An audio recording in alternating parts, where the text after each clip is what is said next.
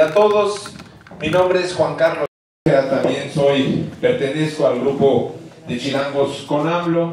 El día de hoy, bueno, pues estamos aquí en nuestro círculo de estudio, otro círculo de estudio más aquí en la alcaldía Cuauhtémoc. Tenemos la presencia de nuestro compañero coordinador y fundador, el compañero Fernando Corzo. El compañero Fernando Corzo. Esa porra no se vale, esa porra no se vale.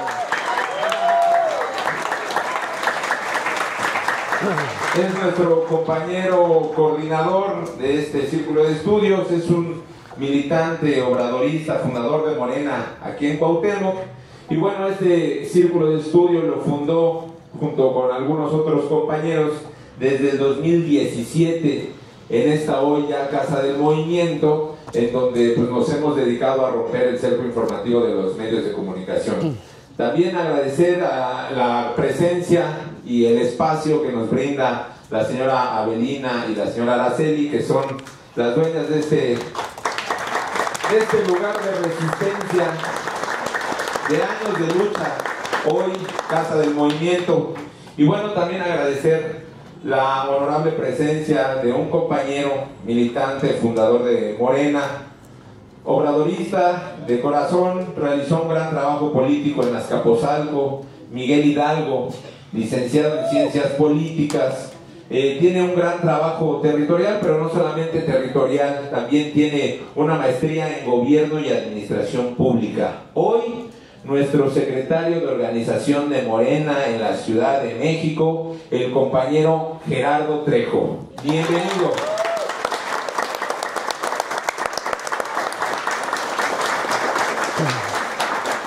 Sin más preámbulos, compañeras, compañeros, le cedo el uso de la voz a nuestro compañero coordinador, el maestro Fernando Corzo. ¡Bravo! Sí, soy eso.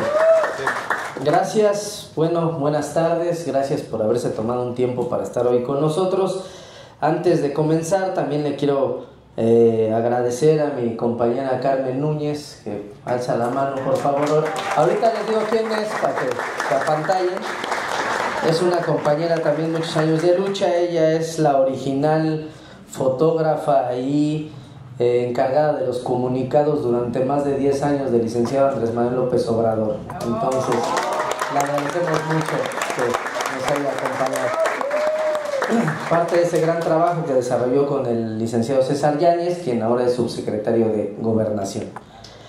Y bueno, pues lo que hoy nos tiene aquí en esta reunión pues es hablar sobre la importancia de las bases. Sabemos que estamos en un proceso político en la ciudad y en el país, ahorita en unos momentos muy álgidos con incluso estrategias de desestabilización, y algo que tenemos que aprender mucho y lo que tenemos más cercano pues es todo ese ejemplo de los procesos latinoamericanos y todo lo que ha sucedido en Sudamérica con los gobiernos de izquierda, donde el hecho de olvidar la importancia de seguir manteniendo las bases, de seguirnos organizando, pues llevó al derrocamiento de los gobiernos de izquierda en Latinoamérica, donde se olvidan de la organización, se burocratizan los procesos, los compañeros nos burocratizamos y entonces dejamos de lado el movimiento. Y entonces ese tocar casa por casa se va relegando y va dejando espacios para que la oposición, lo bueno es que tenemos una oposición de risa, pero la oposición comienza a tomar estas decisiones para intentar desestabilizar, y ya sabemos que siempre el financiamiento de Norteamérica pues está presente. Creo que es una muy buena reflexión. Un caso muy particular es el caso de Argentina, donde los argentinos pasan por distintos procesos de gobierno, donde tienen gobiernos de derecha, gobiernos de izquierda, o sea, están en una marginación, votan por la izquierda realiza procesos sociales, programas sociales, se consideran ya una pequeña burguesía, vuelven a votar por la derecha, vuelven a ser pobres, y así. El claro ejemplo es el tema de Milei, quien es un personaje, pues es un payaso en la presidencia de Argentina, pero la falta de organización de los argentinos no les permitió en esta elección de hace unos días poderlo quitar del poder, sino por el contrario lo ratificaron. y lo ratifican de una manera muy pobre también porque no alcanza a ganar la mayoría del Parlamento, lo cual le va a dificultar poder tomar las decisiones. Pero por ejemplo, les pongo un gran ejemplo de campaña y lo dijo mediáticamente: vamos a quitar los impuestos a los empresarios, y la gente aún así votó. ¿Cuál es el tema? Votaron, fue de las votaciones más pobres que ha tenido el pueblo argentino, pero salieron a votar los que están en contra. Si hubieran los que están a favor de Milei, si hubieran salido a votar los que estaban en contra, seguramente lo hubieran derrocado. Pero bueno, pues ahí lo tienen, recibiendo cantidades millonarias de dólares por parte de Estados Unidos haciendo lo suyo. Y esa es parte de la reflexión que tenemos que tener, de que no tenemos que soltar el movimiento desde abajo, o sea, esa teoría gramsciana de la superestructura que tiene que estar siempre pendiente y presente para poderle dar la formalidad a los movimientos sociales. Entonces, sin más ni más, le paso la palabra aquí al compañero Gerardo para que nos hable de este tema. Muchas gracias, Gerardo. Muchas gracias. Gracias, Fernando. Además, agradezco la invitación. Es un gran amigo que ya nos conocemos de hace muchos años, muchas batallas. Muchas gracias a todas y todos, compañeras, compañeros. Una disculpa de antemano por el retraso. Estamos viendo varios temas. Quiero comentarles, me voy a parar. Sí. Quiero comentarles que yo tengo la tarea, lo decía bien, está en la Secretaría de Organización, y ahorita desde el mes de abril me nombraron como enlace del compañero Andrés Manuel López Beltrán, nuestro secretario nacional de organización para la Ciudad de México, y entonces me toca una tarea un poco sencilla: coordinar todo el proceso de afiliación, credencialización y conformación de comités seccionales de la Ciudad de México. Entonces, estamos viendo diferentes retos que estamos avanzando. Ahorita les comparto algunos números para que los conozcan. Entonces eso nos llevó un poco de retraso, pero iré puntual a la invitación que mi compañero Fernando y todas y todos ustedes me hicieron para venir a platicar, porque es muy importante esta parte que nos toca y que tenemos que abordar. El proceso de organización, compañeras y compañeros, ha sido la clave del éxito de nuestro movimiento. Eso lo entendió muy bien nuestro gran dirigente, el que nos dio la esperanza de luchar, el que nos abrió una perspectiva cuando veíamos que los gobiernos neoliberales se anclaban en el poder y que por más que hacíamos no veíamos ruta. Pues Andrés Manuel López Obrador nos dio el camino, y el camino se centró en organización. Eso es la clave: organización, información y concientización. 3 elementos clave que yo rescato de esta lucha o la ruta que ha construido nuestro movimiento para lograr anclarse en la Cuarta Transformación, que es el sello característico de no un membrete, y eso hay que dejarlo muy claro. Cuando nosotros planteamos la Cuarta Transformación, prácticamente estamos planteando un momento histórico que está viviendo nuestro país, que implicaba el derrocamiento nada sencillo de un modelo político-económico basado en el neoliberalismo, que empezaba a generar mucha injusticia, que además ya demostró un fracaso, que además ya demostró una crisis, no solo en México, sino en muchas partes del mundo, y que tenía la necesidad de, a través de un movimiento organizado, desde las bases, lograr su derrocamiento, como ocurrió en México, y además a través de la vía pacífica. Eso es clave, compañeras y compañeros, porque hoy, en la coyuntura que nos encontramos en estos momentos, es un contraste con lo que hoy pretende la derecha, porque la derecha ahora quiere derrocar a la Cuarta Transformación, pero no a través de un proceso de organización, de información, de concientización, sino a través de la violencia. Decía ahorita Fernando, hay una situación que está ocurriendo a nivel internacional, principalmente en los países de América Latina, que es una estrategia no de la derecha mexicana, es de la derecha internacional. Ellos están aplicando una fórmula que ya probaron en Argentina, que ya probaron en Bolivia, la probaron en Paraguay, en Ecuador, en Brasil, en todos aquellos lugares donde había gobiernos progresistas, probaron una fórmula y es la llamada estrategia de los golpes blandos. Y es la que hoy traen aquí en México. Es una receta que los teóricos y los analistas de la derecha y los asesores de la derecha le han planteado a todos sus seguidores para tratar de tronar a los gobiernos de izquierda popular, porque una característica de los gobiernos de izquierda es que llegan bajo el gran apoyo popular. Entonces, ¿cómo rompes con esa inercia? Bueno, pues crearon esta formulita. Y esta fórmula va cumpliendo fases. O sea, es tal cual la receta de cocina para hacer el pastel y este es el resultado. Ellos están en esa parte. Por ejemplo, ahorita veíamos, ¿no? Está la fase que han venido cubriendo, es la de la desestabilización.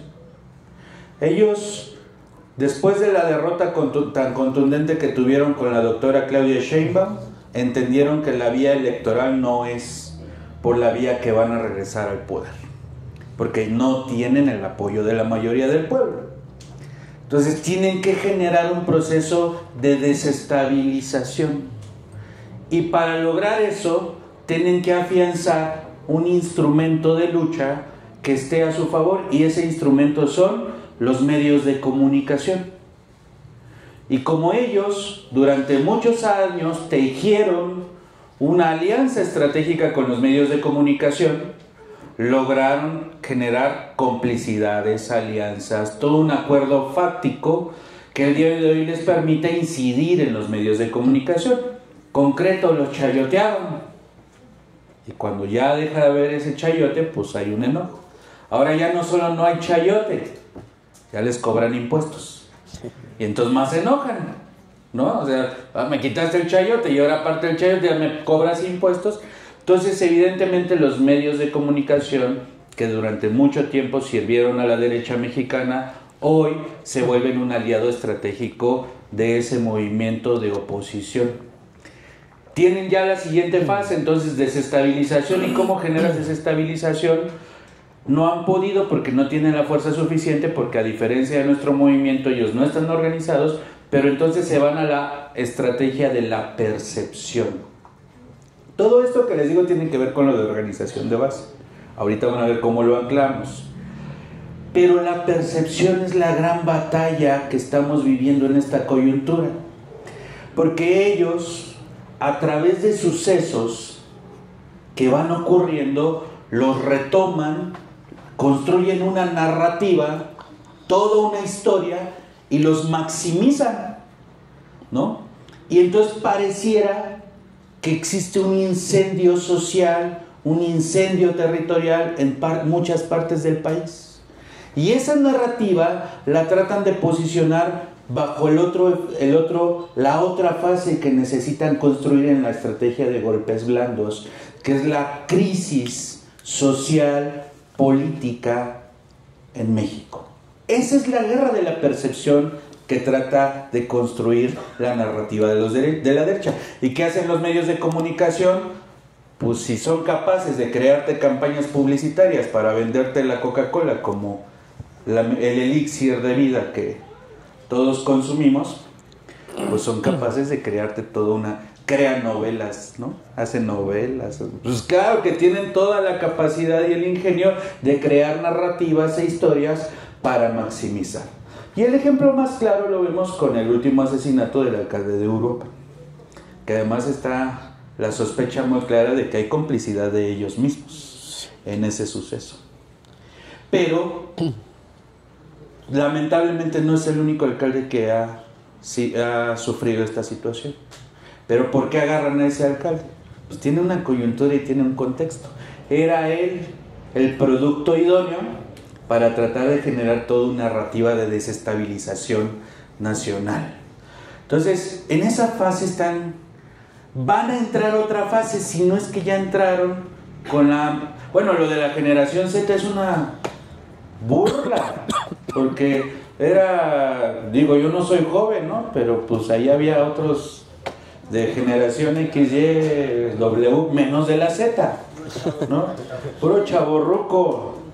Eran los mismos de la Marea Rosa, eran los mismos que salieron, son los mismos.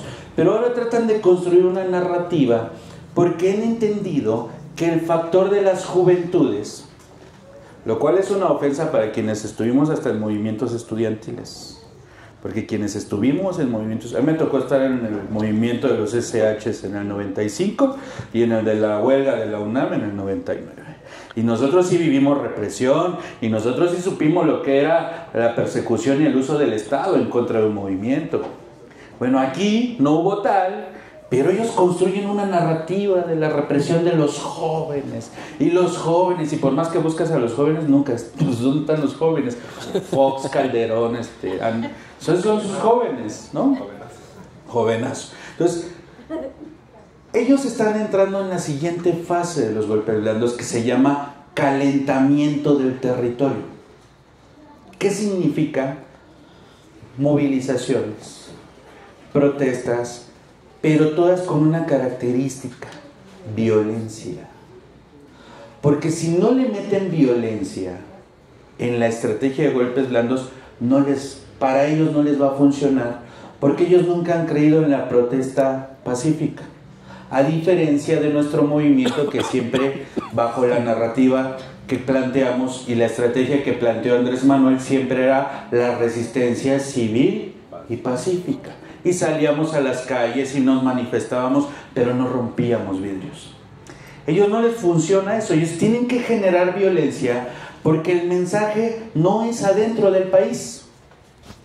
El mensaje es hacia afuera, hacia los organismos internacionales, hacia Estados Unidos, hacia los países de la Unión Europea, lo que quieren vender en su estrategia del calentamiento de la tierra, que es violencia, crisis, es eso, que desde afuera digan, en México sí hay una dictadura, en México hay represión, en México se está desapareciendo, etcétera, etcétera.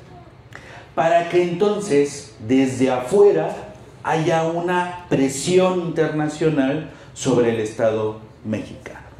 En esa fase estamos. Y si estas estrategias del calentamiento de la tierra no les funcionan, van a entrar a la siguiente fase. Por eso la organización de base viene como un efecto clave, que es llegar a un estado de violencia todavía más caótico, de crisis. Lo de Carlos Manso no es casualidad. Por eso hay símbolos de que ellos tienen que ver. Porque era un mártir para ellos y tenían que construir un mártir. Claro. Y entonces, compañeras y compañeros, ¿a qué entramos? Y ahora sí lo vinculo con la organización de base.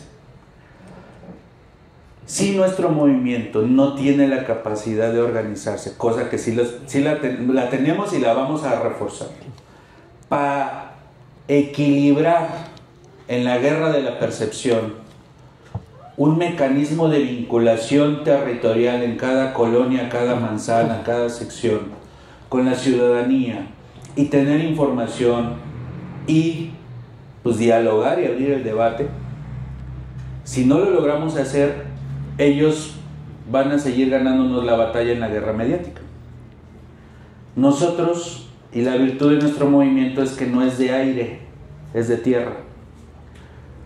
¿Qué tenemos que hacer y por qué la organización de base? Pues porque la virtud que han tenido, y esa es por ejemplo la resistencia de Venezuela, la resistencia de Cuba, que ellos tienen comités hasta por calle, comités de lucha. Por ejemplo, en Cuba están los comités de defensa de la revolución, en Venezuela están los comités bolivarianos,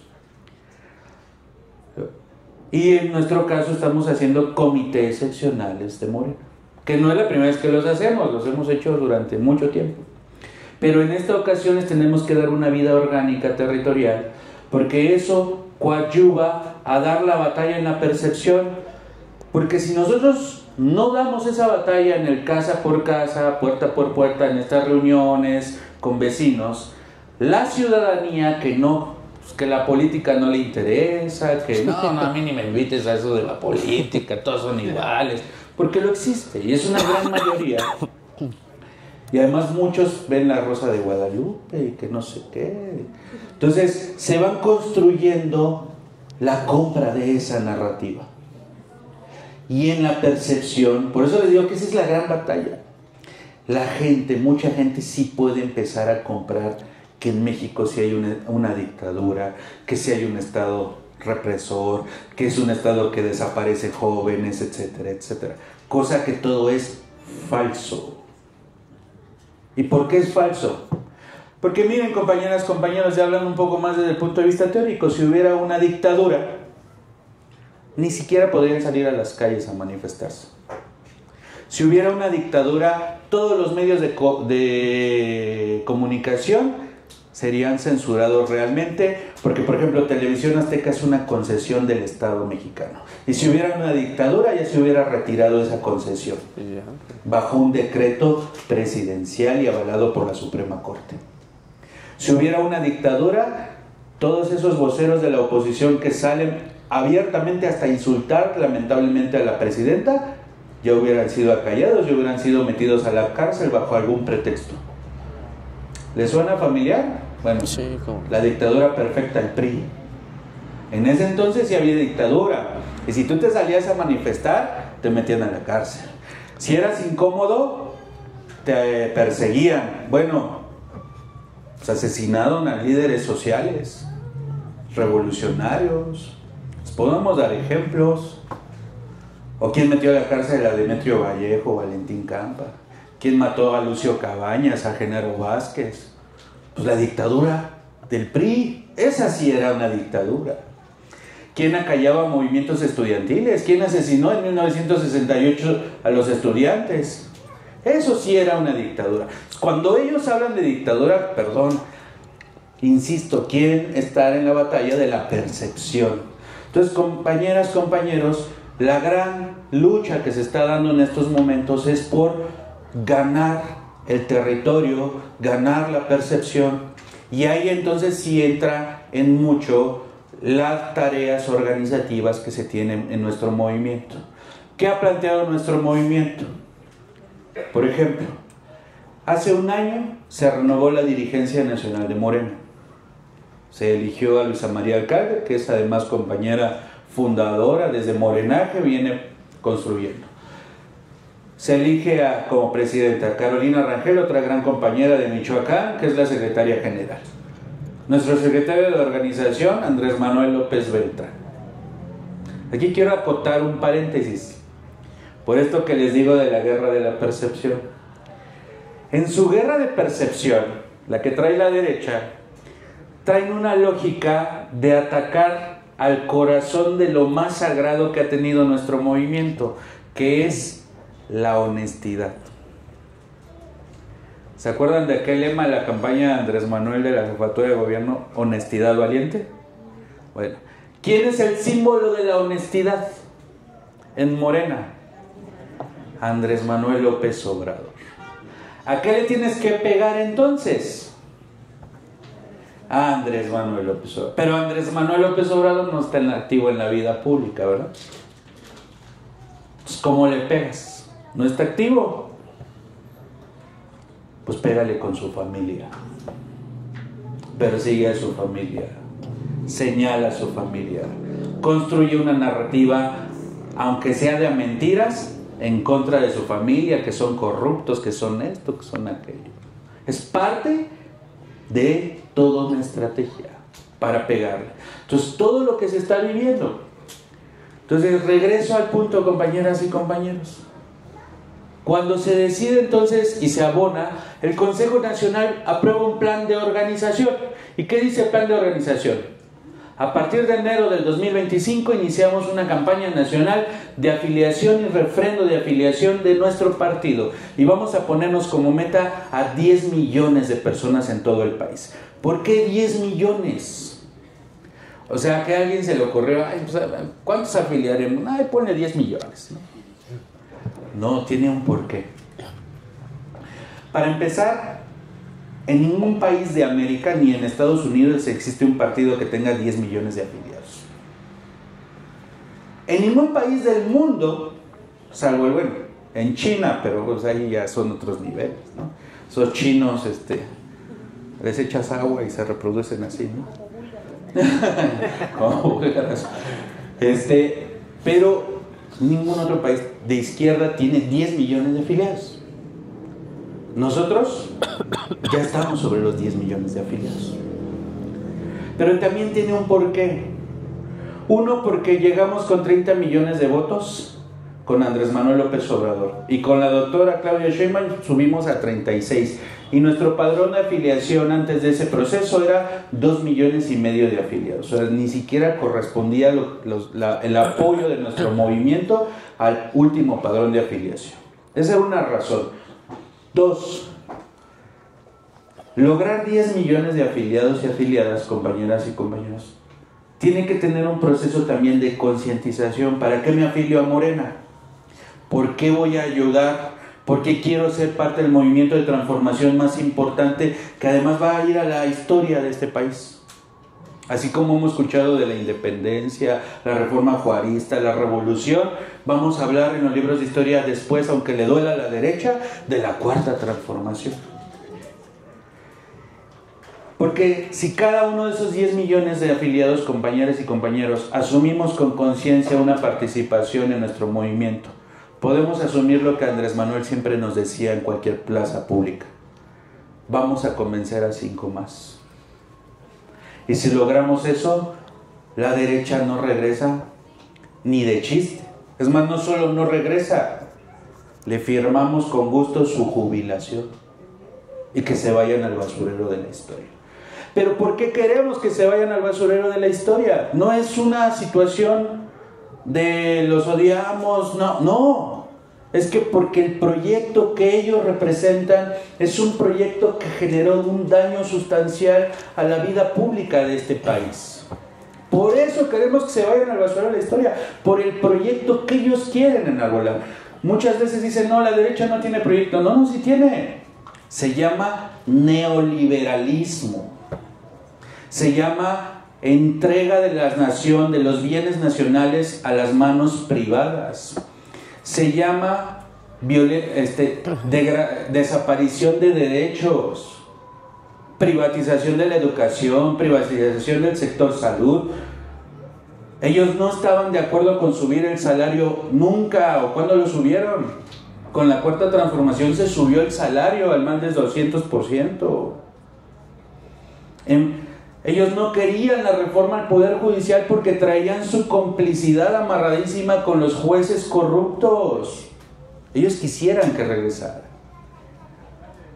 En fin, es un proyecto que, si analizáramos, fue el proyecto que más daño le hizo al país desde 1982, que Miguel de la Madrid llegó y trajo consigo ese proyecto, donde se generó más del 60% de personas en situación de pobreza en este país, desigualdad, no había universidades. Ese es el proyecto que ellos quieren. Bueno, tenemos la razón que ellos mismos son criminales confesos. ¿Quiénes son los que han pedido la intervención de Estados Unidos en México? Son ellos. Porque evidentemente le quieren. O sea, fíjense, la última acción que les generó un enojo terrible fue la nacionalización del litio. ¿Saben qué es el litio? ¿Alguien sabe? Sí. Bueno, es un mineral con el que se elabora celulares, las energías, las baterías, computadoras, carros.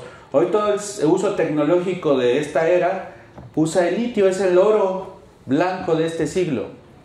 Ellos se lo querían entregar o lo tenían entregado a mineras norteamericanas, bueno, de Estados Unidos, Estados Unidos y Canadá, y obviamente México tiene de los yacimientos de litio más grandes del mundo.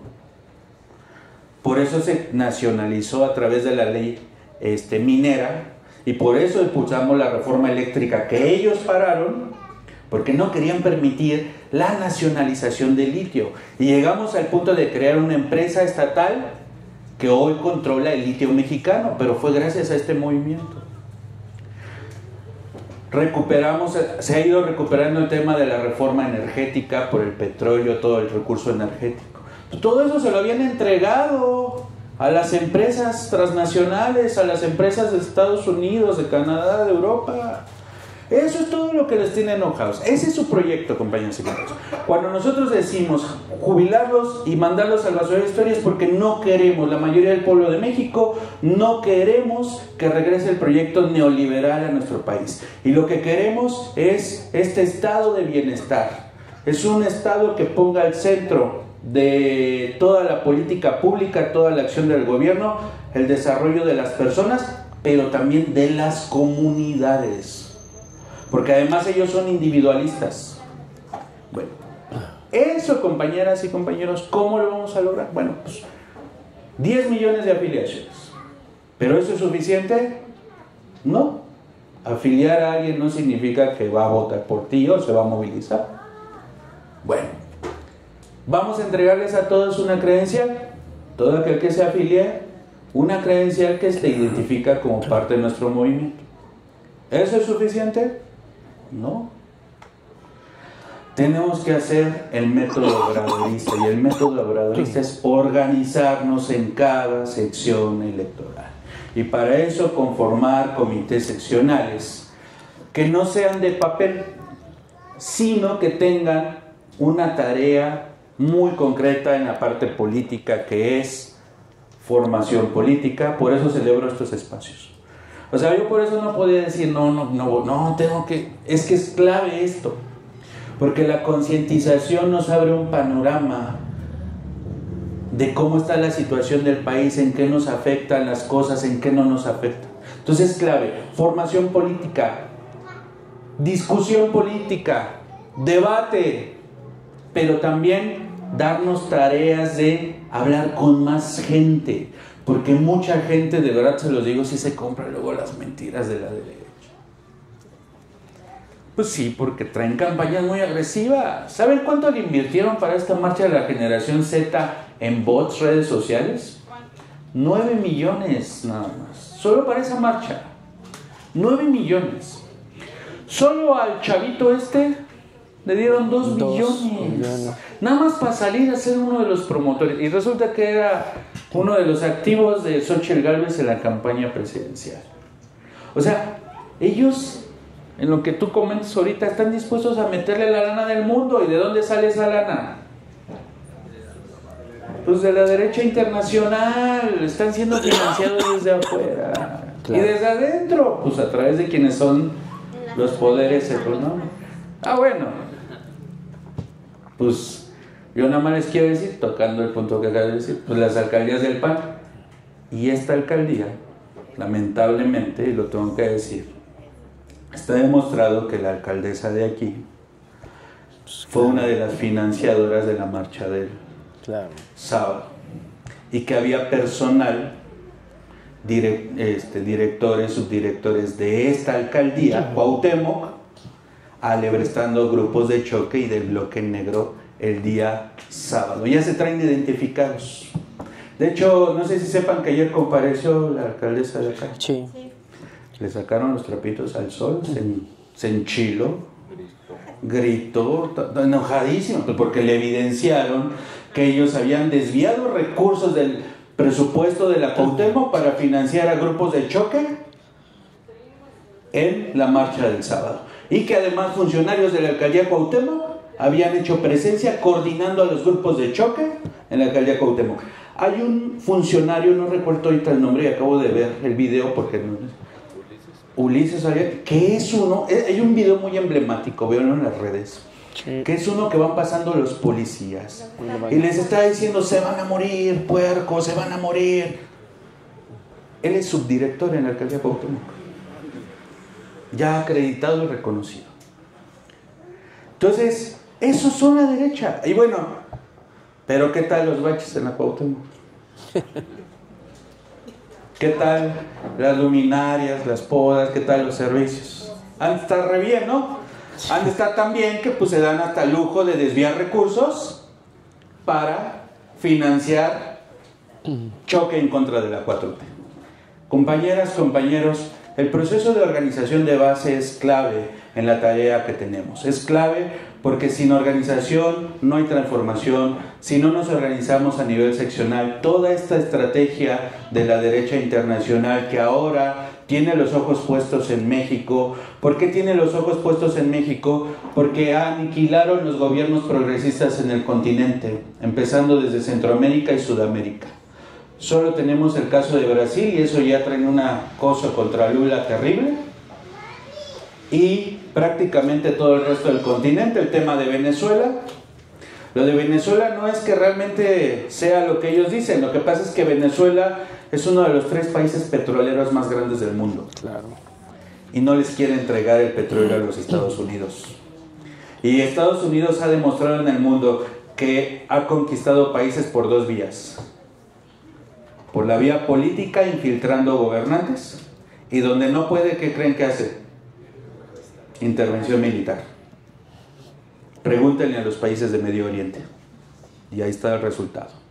Entonces, es una lucha internacional por la geopolítica, por los recursos, es una lucha por el control político. México es clave porque aquí hay un movimiento progresista muy fuerte que está siendo la inspiración de muchos movimientos de izquierda en América Latina que están empezando a voltear a ver a México como su fuente de inspiración para reorganizarse y que en América Latina resurja una nueva generación de gobiernos de izquierda progresista. Eso no le conviene a los intereses internacionales. Y entonces hoy la derecha mexicana es un instrumento de manipulación para que esos intereses ahora, bajo la forma violenta, traten de derrocar un gobierno. ¿Cómo vamos a evitar ese proceso, compañeras y compañeros? Trabajando a nivel de base, con los comités, con la información, con capacitación e información política y logrando establecer un vínculo vecinal para que la gente entienda la coyuntura en la que nos encontramos, sepa la información real de lo que está pasando, conozca los logros de la Cuarta Transformación, que en este país han sido muchísimos. Radicalmente le dimos la vuelta a la vida pública. Y la última tarea que nos queda en este proceso: movilización. La política tiene tres elementos fundamentales: pensamiento, palabra y acción. La movilización para la defensa de nuestro proyecto, para la defensa de la justicia, para la defensa de los derechos, pero también para lograr que continúe nuestro proyecto va a ser clave. Y la movilización en 2 sentidos: salir al territorio también a demostrar el respaldo a nuestro proyecto. Por cierto, el 6 de diciembre va a haber una gran movilización que les queremos invitar. Ahora va a ser de la Cuarta Transformación, porque además vamos a cumplir 7 años de gobiernos de la transformación desde que llegó Andrés Manuel López Obrador a la presidencia de la República. Para eso hay que hacerlo, y para salir en el 2027 a las urnas a respaldar la Cuarta Transformación. Y sirve que aprovechamos de que jubilamos al PRI y al PAN del panorama electoral de nuestro país. En ese sentido va la organización de base, compañeras y compañeros. Lo abordo desde el punto de vista del partido político, porque el concepto de organización de base tiene otros tinteros, que son la organización social, la organización comunitaria, que también es clave en la construcción del tejido social en cada colonia, cada pueblo, cada barrio. Eso es fundamental, porque la organización comunitaria permite aterrizar la cultura, el deporte, la gestión social, toda una serie de factores y necesidades que requiere también la gente para tener una vida digna. Y eso no está peleado con los partidos, también es fundamental trabajar por la gente, ¿sí? Bueno, pues muchas gracias, hasta ahí lo dejaría esa parte y aquí quedo a sus órdenes. Gracias.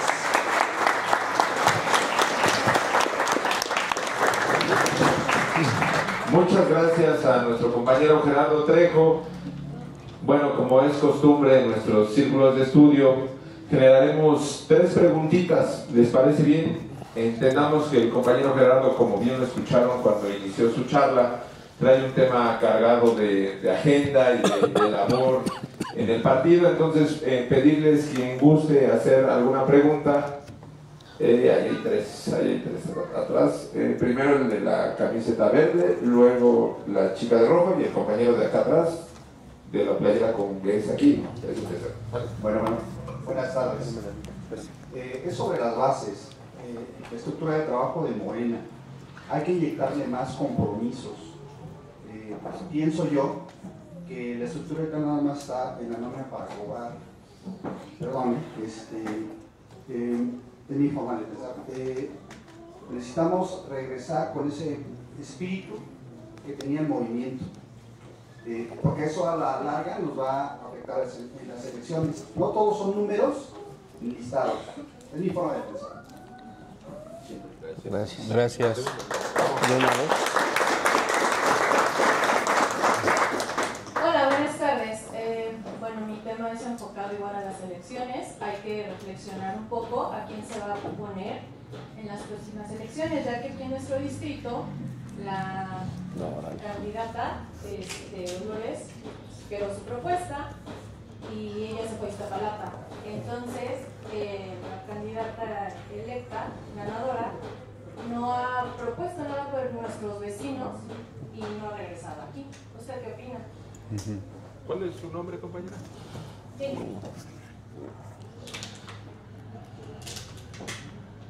Y el compañero.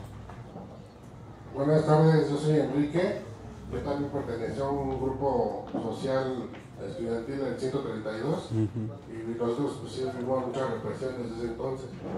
Y nosotros estuvimos con López Obrador ahí en la Plaza de las Tres Culturas, que fue donde se rompió todo, ¿no? Estaba Rosa María, estaba Torruco. Fue cuando lloró Andrés, ¿no? Giovanni. Entonces, eso también es importante que los jóvenes tengan concientización. Ya los adultos, pues ya pasamos por todo eso y ahorita estamos viviendo el cambio. Pero ellos no tienen conciencia de todo lo que se hizo la lucha. Todos ellos ahorita están recibiendo becas que nosotros no recibíamos. Entonces también ellos tienen que tener, es una base muy importante que no tenemos que dejarlos atrás, sino también que tengan conciencia que ellos lo que ahorita están recibiendo es muy bueno, pero eso tuvo una historia. Entonces también tienen que saber esa historia para que esa base que nosotros ya estamos así que conscientes, ellos también, entonces ese movimiento que nosotros traemos con López Obrador, somos obradoristas y todo, también ellos también se permeen y también ya lo sientan y no nada más digan, ah, pues sí tengo esto pero pues quién sabe por qué. No, o sea, tienen que saber por qué. Entonces esa lucha va a seguir permeándose por más años. Entonces, ¿qué se propondría para poder seguir eso? Gracias. Bien, con eso. Gracias. Gracias. Yo coincido con lo que decía nuestro compañero. Necesitamos reavivar el espíritu de nuestro movimiento. Fíjense, en 2012, quienes estuvimos en los congresos para decidir si Morena se volvía partido o nos quedábamos como movimiento, y ahí ganó que fuera partido, pero siempre se tuvo la esencia de que no perdiéramos la ruta del movimiento. De hecho, en el último Congreso Nacional del 2022 votamos porque se mantuviera en los estatutos del partido el concepto partido-movimiento. ¿Por qué lo de movimiento? El debate del 2012 es que si nos volvíamos partido iba a venir la lucha intestina por las candidaturas y entonces nos íbamos a desviar en la defensa de lo que creíamos. Andrés Manuel López Obrador siempre le agregó con mucha inteligencia un ingrediente a nuestra lucha y era el proceso de formación y de concientización. Si no hay esas dos actividades explícitas todo el tiempo, entonces perdemos el rumbo por lo que luchamos. Y yo creo que por eso no hay que dejar de hacer formación, concientización, debate público, confrontación de ideas, porque eso va retroalimentando. A veces estaremos de acuerdo o no con decisiones internas de nuestro movimiento, de entre nosotros mismos, pero el tener un espacio democrático de diálogo nos permite mantener esa llama de vivir. Pero también la otra parte, que es lo que hemos perdido mucho, salir a las calles. Hemos dejado de estar en los territorios. Yo recuerdo en los inicios hacíamos la asamblea y así llegaran 5 personas. Ahí hacíamos una reunión con banquitos, hablábamos con los vecinos, la gente se expresaba. Eso de repente muchos sectores de nuestro movimiento, lo digo con respeto, pero honestamente se han burocratizado. Entonces ya no tenemos que salir, seamos funcionarios o no lo seamos, seamos militantes, seamos dirigentes o no lo seamos, pero organizar una asamblea en el territorio y la presencia de nuestro movimiento es clave para mantener la esencia. Entonces yo creo los factores, y sí tenemos que reavivar lo que nos enseñó Andrés Manuel López Obrador, y yo digo porque él fue quien trazó toda la ruta que nos llevó a estas situaciones. Y hoy más que nunca, ante una derecha tan rapaz, tenemos que estar en el territorio, vinculados a los sectores, estudiantes, a todo mundo, porque de repente ya no hay movimiento estudiantil, por ejemplo. Hoy ya no hay un movimiento estudiantil vivo. Pues hay que reactivar y hay que hacer alianzas. Lo de las candidaturas, yo soy de los que siempre he dicho que cuando uno se postula, yo nunca he sido representante popular, ni está en mi ruta, yo más bien quiero ayudar al movimiento. Pero cuando uno se postula, pues uno tiene que tener una corresponsabilidad con quienes te respaldan, porque al final de cuentas es una legitimidad que se tiene que alimentar todo el tiempo. Entonces, si la gente te apoya y llegas a un espacio, pues tienes que ser recíproco y seguir la legitimidad. Fíjense, hay algo que nuestra querida compañera Clara Brugada alguna vez nos dijo, y a mí se me quedó muy grabado en una reunión. Recién pasó la elección del 24 y Clara dijo: el bono democrático que nos dio la gente en esta ciudad es muy grande, fue muy grande. Recuperamos alcaldías, ganamos, otras no, pero pues se avanzó. Pero el bono democrático de la gente no es eterno. Si la gente no ve que respondemos, que estamos ahí, la gente pierde credibilidad y ahí se nos acabó el bono democrático. Entonces, para todos los representantes, la responsabilidad de quienes lo son es ayudar a que se mantenga el bono democrático. Claro. Y por último, sí, el movimiento Yo Soy 132 fue el último movimiento estudiantil que tuvo efervescencia. Ya no ha habido de ahí más situaciones. Hay que despertar la llama en las juventudes. Miren, compañeras, compañeros, los jóvenes a veces piensan que la parte política es algo ajeno a ellos. Lo que tienen que entender, y eso es una labor desde la casa, desde nuestras amistades, todo el tiempo, es la concientización de que los jóvenes juegan un papel fundamental, no a futura, no eso de que los jóvenes, no, ahora, en la lucha y en mantener los derechos, porque sí, en efecto, el reto de las juventudes ahora es que hoy a un joven que estudia en una prepa, un CCH, una vocacional, una escuela pública, se le hace muy normal recibir una beca. En una universidad se le hace muy normal entrar a una universidad. Claro. Recibir algo. Lo que no entienden esos jóvenes es que para que eso se lograra, en 1968 asesinaron a muchos jóvenes. Hubo una lucha del CEU en el 89. Pues tuvo la lucha de casi un año cerrada la UNAM para que no privatizara la UNAM el gobierno de Zedillo y de Vicente Fox. Esa fue la lucha del 99. Y gracias a esa lucha hoy muchos jóvenes pueden entrar gratuitamente a la UNAM. Eso no lo tienen en la memoria histórica. Y lo que no debemos dejar que se muera, y lo que debemos de poner siempre en el tintero de las juventudes, es la memoria histórica. Porque el riesgo latente de que regrese la derecha es eso que vivimos muchas generaciones y con lo que nos tocó luchar. Entonces coincido contigo, hay que mantener la memoria histórica en las juventudes. Pues muchas gracias, compañeros.